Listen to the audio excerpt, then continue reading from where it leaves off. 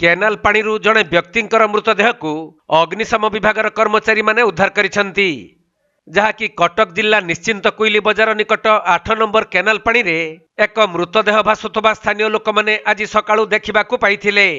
तेणु एने पुलिस को खबर दिया पुलिस और अग्निशम बाहिनी आसी घटनास्थल में पहुंची।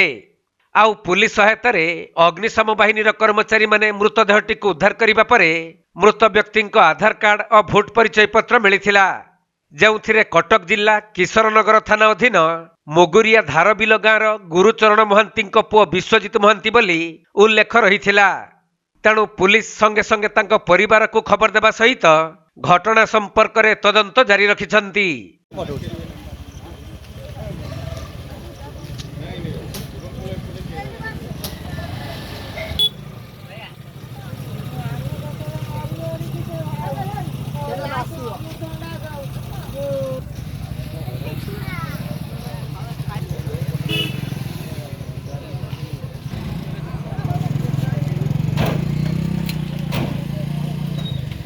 कटक जिला सालेपुर अक्षय कुमार दास रिपोर्ट, कोणार्क लाइव।